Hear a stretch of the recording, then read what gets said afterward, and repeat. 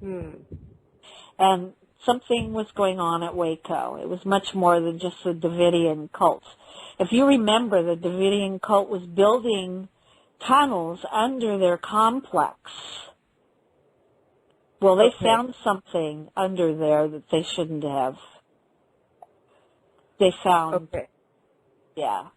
So this was tied into that complex where, gosh, that was so many years ago. I'm trying to refresh my memory on it. There was mass suicides at that complex, or like, what was the story behind that one? The FBI went in and they were trying to get the people out, and instead of getting them out, they accidentally set fire to it and burnt all the rest of the people that were there in the complex. And they found them in a bus underneath. They were, had been trying to build these tunnels underneath their complex, and they found a lot of the people who had died in that tunnel area. Okay. So but the FBI basically went in and slaughtered them, yeah. So they found something? He didn't say what they found? Well, he believes they found one of the tunnels that goes to the alien complex. Oh, really? Yeah. Wow. And it just so they find out. So that gets better and better. So the Oklahoma bombing was actually to cover up what was going on for Waco. And all the federal people, the people that were in the federal government, if you look into the story, they were not in the building. Somebody knew ahead of time that was going to happen. Yeah. They knew ahead of time it was going to happen. Oh, that rings a bell. That rings a bell with, current events or within the year 2000. So it's just, it doesn't surprise me. It really doesn't. I hate to say that. So the reason Phil wanted to be a whistleblower, so to say, was due to a friend of his died, Ron Rummel? Yes, uh-huh. Did you want to tell us that? Yeah, there was a little digest that they were actually writing. Just a little digest. It was called the Alien Digest. And it got to be pretty famous. They were getting orders for it from Australia. Beachhead is another newsletter that talks about aliens and the One World Order and some of the top secret things that are going on in the world. So it was actually going out a lot into all over the United States. So for this little tiny Alien Digest, it was getting a lot of people to look at it. And all of a sudden, I remember Philip calling me up one day saying, Ron Rummel is dead. I said, Dad, what happened? Well, they found him in a park. He shot himself. He killed himself. And I said to Philip, Philip, you know Ron. He wouldn't have killed himself. What the heck? Are you sure? So he went and got the police report that showed he'd been shot with a gun, and there was blood on his hand, but not on the gun. So apparently, after he shot himself and killed himself, he wiped his gun off. Oh. Yeah. Which, of course, couldn't happen. So somebody had been there and forced him to shoot himself. And that made Philip really mad. Right. What was some of the things that was being printed in that book? Do you know what they were talking about in the book? I think they were talking about, again, how there are several theories about how the One World Order is going to happen. They're going to fake an alien attack so that we have to all get together and fight the aliens, and they're going to create laws that will allow them to put people into the concentration camps that don't agree. Well, we've come pretty close. If you think about Katrina and what happened there, Bush almost got through one of these orders that would have given him powers in martial law. Right. And that could have been nationwide, and that could have started it right there. So but it didn't go through. Thoughts on, sorry, go ahead, hon. But it didn't go through. Thank goodness. Otherwise, I'm sure the world would be a little different right now. So at that time, what was some of Phil's thoughts on what he believed the one world order, how it was going to happen? Besides the fake alien attack, did he say anything at all about, I don't know, maybe some of the aliens being on our side and trying to help us in this? Or that's a good question, because he said there were 7 types of aliens, and out of those, 2 were friendly that actually tried to help us. One of them looks very similar to us. They're a little larger. Did he say what they were called? He said they were from the Pleiades. Oh, the Pleiades. So the aliens that were from the Pleiades looked more like us and were more friendly to us. But in his mind, he said all aliens were bad because they were all trying to manipulate us. Whether it was good or bad, they all had their own agenda as to why, we're either a food source or something else for them, that they wanted to control us.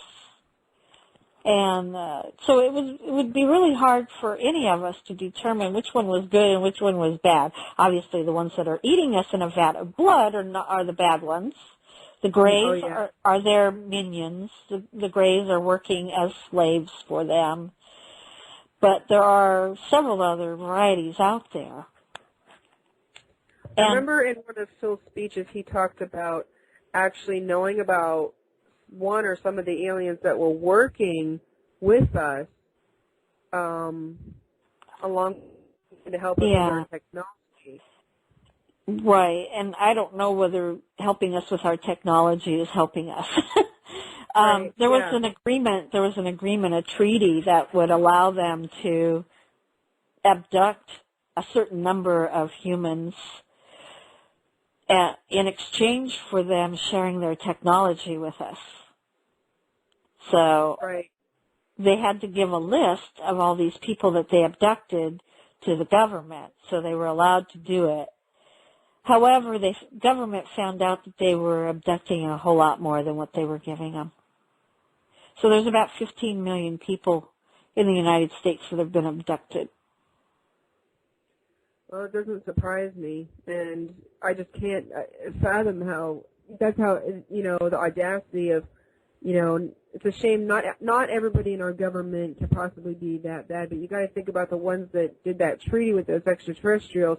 You're going to make a deal with somebody who's far beyond your mental capacity and your intelligence, and you think they're going to abide by this treaty, and it's almost like making a treaty with, an ant or a cockroach. I hate to refer to the human race as that, but that's probably what a lot of them, look at us at, because with the technology that they possess to have the stealth to come into your home and without, alerting neighbors or anyone else through locked doors, security systems, those security dogs or whatever, and manipulate your mind in such a way that you either think you had a dream or a deceased relative or something else that you thought was entering your home, and it's them. And it just blows my mind that, we would think, oh, well, give us your technology and we'll give you some humans. And I can't believe they think that the extraterrestrials would actually go along with that. So it doesn't surprise me that it ended up the way it did and they lost control over the situation. I think one of the reasons why Philip was talking out, not only because of his friend who was murdered by suicide, but because he had, a child. He wanted his daughter, Marie, to be able to survive. And he could see a big danger on what was coming. He wanted people to know, he wanted his daughter to know that I think knowledge is bliss. The more you know, the better able you are to react to a situation. So if you know that X aliens are already here. If they're attacking us, it's a falsehood. Then that's going to help you react in a different way and keep the one world government from occurring. So Phil truly believes that the New World Order would have a lot to do with a fake, staged alien invasion, and that's how they would do it, would be to scare all of us into mass hysteria and believing whatever they would say, oh, well, here's how we fix this, type thing, when actually there won't be an alien invasion. You've got it. That's it. Oh. They're already here. There's no invasion. Do you know which kinds are already here? I know you mentioned the Greys and the Dracos. Are you aware of any other type of extraterrestrial that Phil may have mentioned that may already be taking up residence somewhere in the mountains or underground in Earth? Well, he said there were 7.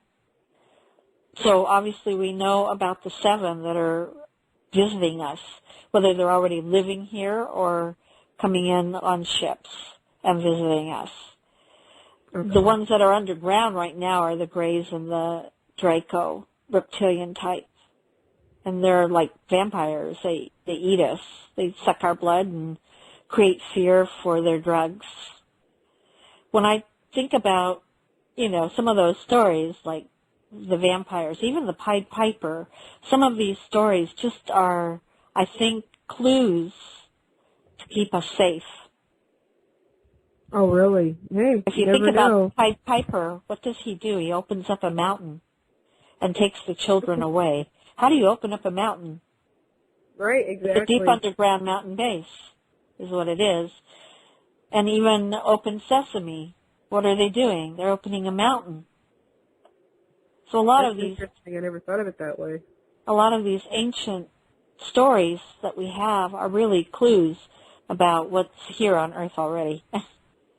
There's so many reports all the time about strange aircraft, strange lights, strange activity around mountainous areas, and areas like that near military bases and out in the desert.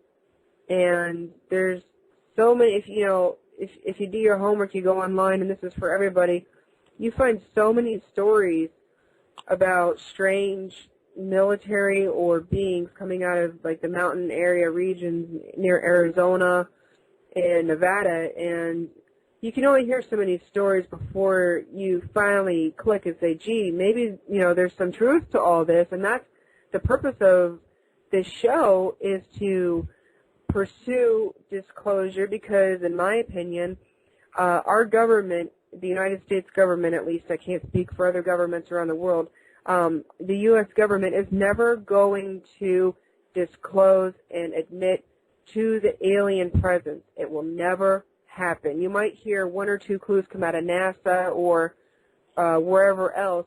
Our government will never admit to it, and that's my opinion. I think that we, the people, are the disclosure. Our voice, our stories, our information that we share with each other is the disclosure, and that's all we need. Because we already know. We already know. They can only lie for so long, and I've seen the craft. I've seen the strange, whatever they call it, the TR-3B or whatever, that mocks the alien technology or has alien technology. I've seen it right here in my neighborhood, because I live in Northeast Ohio. I got Vienna Air Base in Youngstown, not far from me, and then in Dayton is Wright-Patterson Air Force Base, which allegedly the Roswell crash saucer, along with the alien recovered bodies, were taken to Wright-Patterson Air Force Base. So do you want to hear a tie-in with all of that? Absolutely. My father, my biological father, was working at Wright-Anderson Air Force Base. Think about Operation Crossroads, okay? You have Operation Crossroads, and you're dropping an atomic bomb. Do you know where those planes came from? Probably Wright-Patterson. Actually, they came from Roswell. Okay. They came from Roswell, okay? So here you have the bomb going off. You've got all these ships coming up out of the water. And a couple of months later, you've got alien ships crashing in Roswell. And that's not a coincidence, believe me.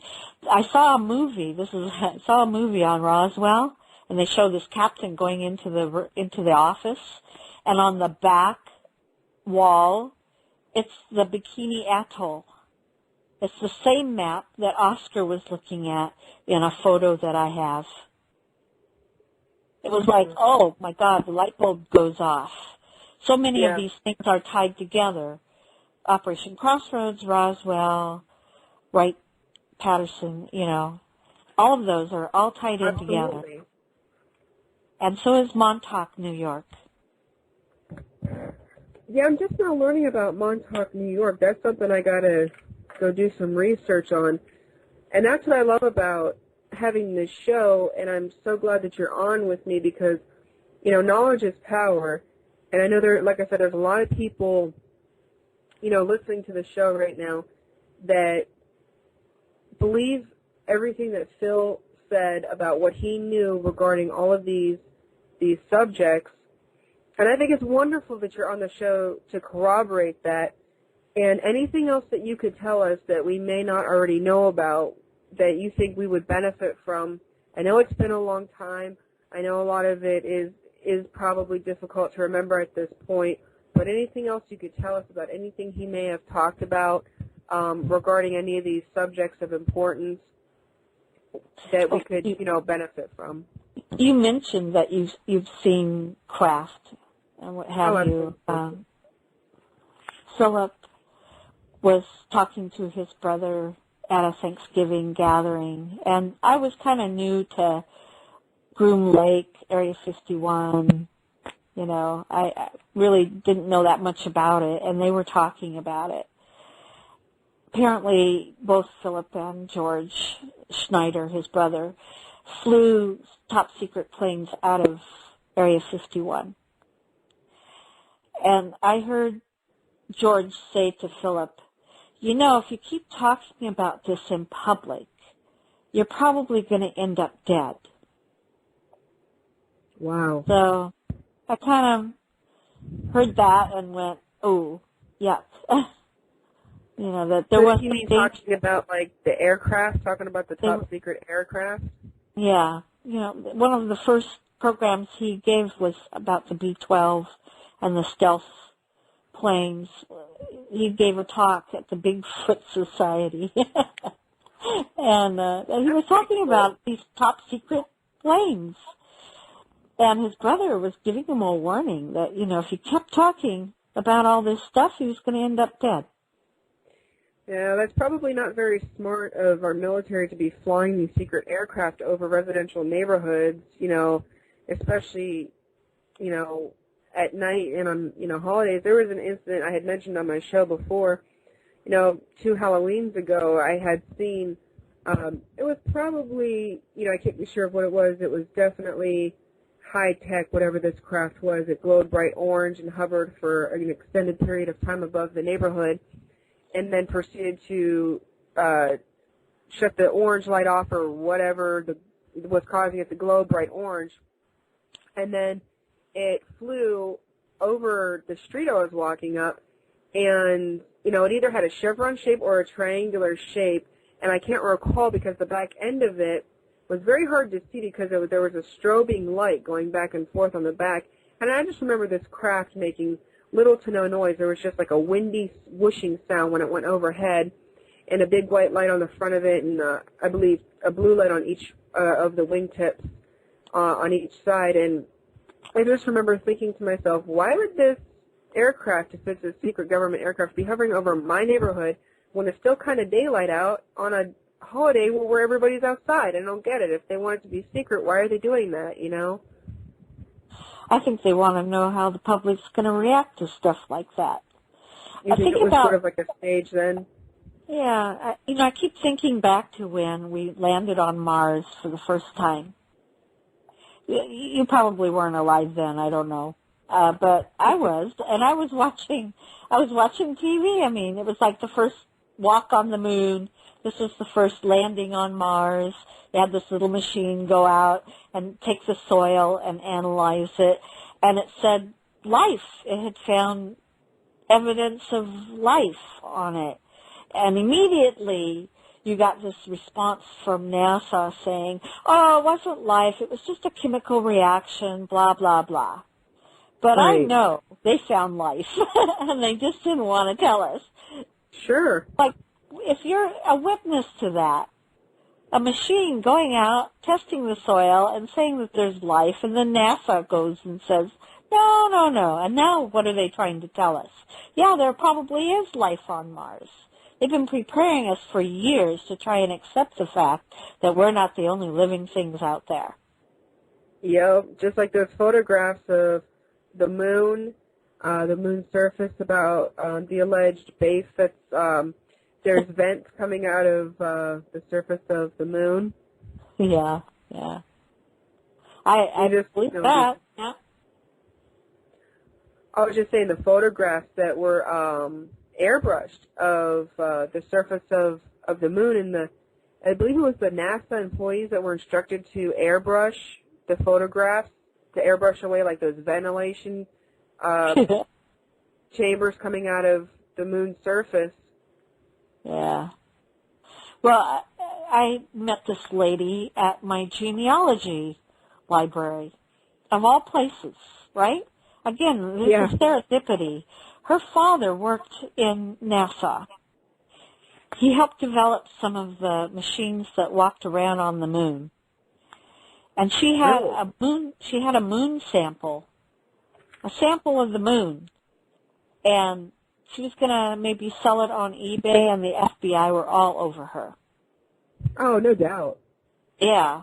The thing about the moon rock is it's exactly like Earth rock.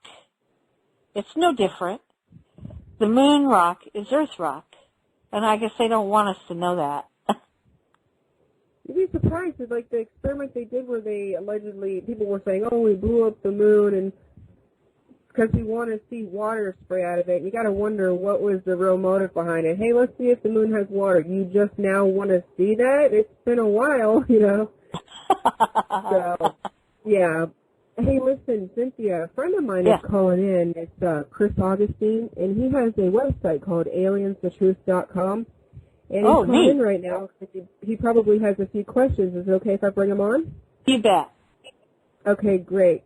Go ahead, Chris. You're on the air. Good evening. Hi, how are you? How's everybody tonight? Cynthia, this is Chris. Hi, Chris. How are you? Just fine. Can you hear me okay? I can hear you, There's a little bit of a delay tonight. I just wanted to comment on one thing that you were just talking about, the warning that Phil had gotten when they were saying, you know, doing the work from Area 51, secret planes and everything, and they said, you know, you keep talking about this, you'll end up dead. One of the interesting things that I read in one of Stanton Friedman's books, and more recently in one of Nick Redfern's books regarding contactees, is the government is no stranger to following people related to the UFO field. Contactees especially, because they almost always had an anti-nuclear type agenda. They tended to be a bit on the communist side, so they would actually have FBI and even Air Force personnel investigating them, you know, questioning them, finding out their motives, going to UFO conferences, seeing what these people were telling people, what type of secrets they were telling, and to take it even further, especially during the 60s and 70s, they would infiltrate UFO support groups or, you know, forums. They would go to these meetings posing as interested parties just to see what people were discussing, if there were any secrets being revealed, etc. And I think the one difference from 1996 compared to now, why people aren't showing up dead more often, is the Internet. People are much more visible now. It would be a lot more difficult to silence someone because they're so well connected and people are so well informed of what's going on, to have a predominant UFO researcher just suddenly, die from, any particular circumstances would seem a bit odd, and it would tick people off right away to, hey, there must be something to this because they just mysteriously died. Yeah, I agree. I thought Philip had better protection, but what happened for him, although he was able to survive several threats on his life, was that they started to threaten me and the children. Right. So he basically gave himself up to them to protect me and the kids. Well, I mean, this type of behavior is nothing new.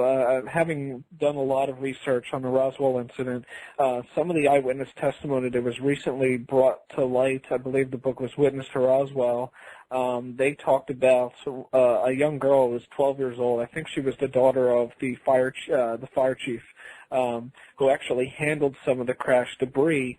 They had a New York City police officer who was an expert in interrogations, flown in and was doing interrogations for the government, asking people what they saw and pretty much forcing them into silence.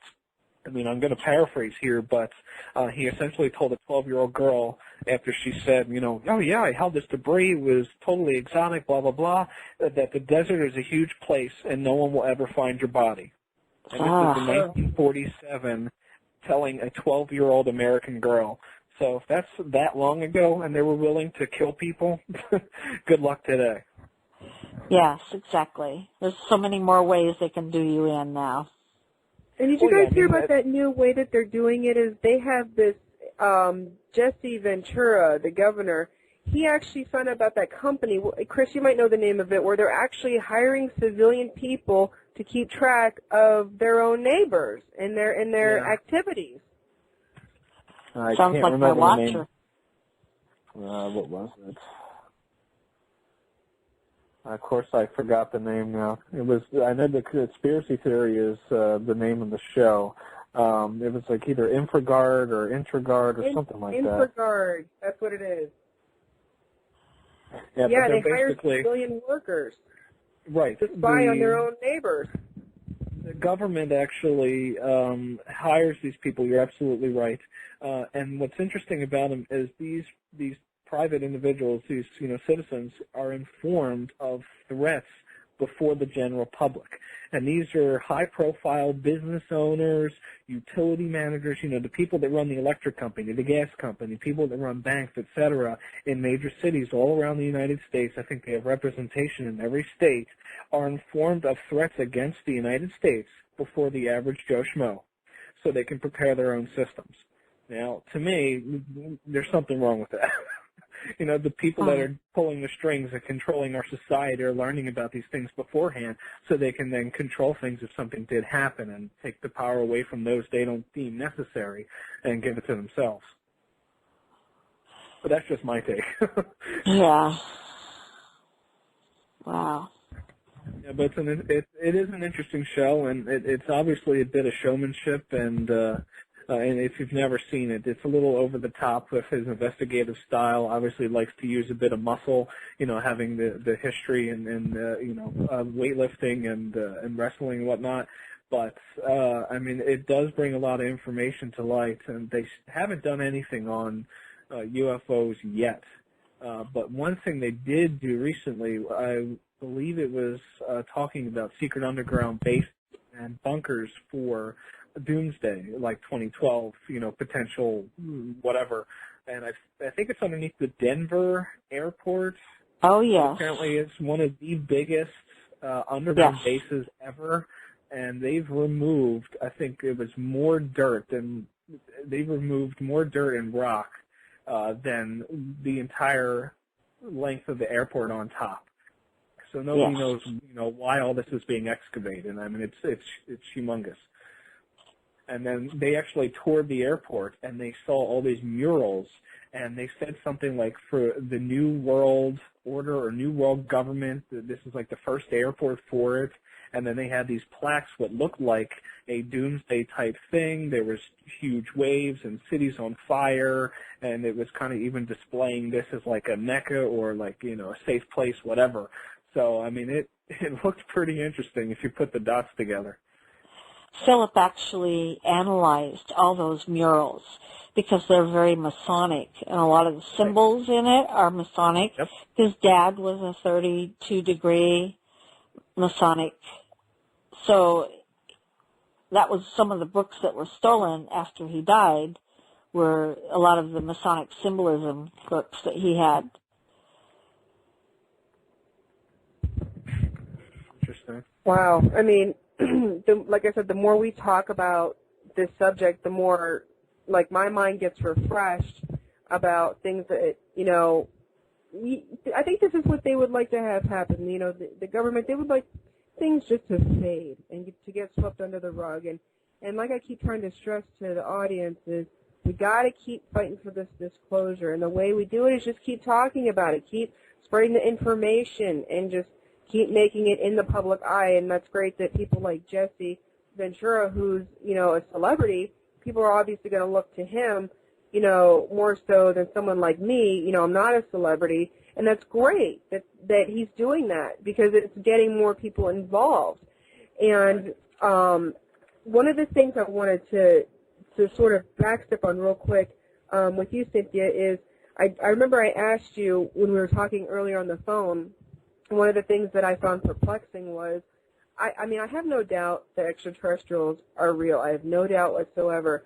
And I had asked you, did Phil ever mention anything about how, what he felt, how the aliens were getting into people's homes, like behind locked doors and so on and so forth? And you mentioned something like dreamscaping or things like that. Yeah, I mean, there's remote viewing and dreamscaping, but I think for the aliens, they have a interdimensional ability to actually go through walls, buildings. I mean, they can do things because it's a vibration. It's kind of like a transformer on Star Trek. They can go through places, but I've seen them walk through doors and walls in my own home. But luckily I didn't get abducted. Yeah, I didn't get abducted. They came through, though. They were the Greys, yeah. Oh, wow. I mean, that's just chilling, you know. And that's where the chapter in Philip's book that I was writing was how to avoid being abducted by the aliens. And it had to do with... What did he say? How do you avoid that then? Well, ammonia, for one, because many of the aliens are allergic to that. So you could spray Windex with ammonia around your room, on your windows. You could have garlic, because garlic produces ammonia. So, you know, again, that vampires theory, how some of these old myths were ways of telling us how to be safe, is actually having garlic in your home or around you will keep them from abducting you. Also metal, like a piece of meteorite or a piece of iron or a magnet, because if they try to transport you onto their ship, it messes up with all their electronics. So if you have like a piece of meteorite or a magnet, also the cross, the sign of the cross, doesn't have to actually be a cross even, but again, a sign of the cross. There's something about that, the power of it, that can keep you from being abducted. And in fact, that's how it was for me. I grabbed the cross that was on my neck, and they went away, and never came back. And never came back. Thank God. Oh, so there's lots of different ways.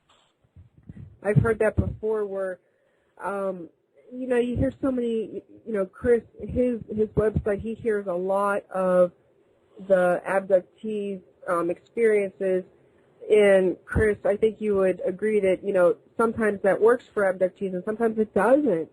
You know, right. the religious aspect, not just the Christian background aspect of it with the crucifix, but other religious articles that people thought would keep them away didn't work. I think for me, the concept is not so much the symbol that does it, but the person's willpower. and something that they believe in. And I think it's all power of thought and power of mind and mind over matter type thing, that if you consciously will this to stop and you put up a fight and you do not allow it, whatever your symbol of power is can help you. I just wanted to play devil's advocate for a moment and take a step back and say, well, what if you don't want to stop the abductions from happening? And the perfect example is my own experiences. I've only now, some 8-9 years after my experiences, have been remembering what occurred, and there was nothing bad. I've never experienced any negative emotion. I've never picked up on any negative intentions. I've had missing time. I've got an implant in my leg. It's been documented by ultrasounds. It's still there. I can feel it under the skin. But I have absolutely nothing to show that this was a negative experience, and I welcome it. And I just, I'm still here. I'm not being fed upon whatever. I'm perfectly healthy. I'm fine. So, why should I stop something like that from happening? I see nothing negative. Right. I thought it was interesting you just mentioned you had an implant, because the men from the Philadelphia experiment, as they died, Oscar went in and he found alien implants in their bodies, and at that point he didn't know what they were. But of course nowadays you would know what it is, because more people like yourself have come forward, and we know what it looks like, x-rays. Right. Bud Hopkins, he actually showed an x-ray of a woman with one behind her nose. Oh, my goodness. And it looked just like what Oscar had seen in the men from the Philadelphia experiment.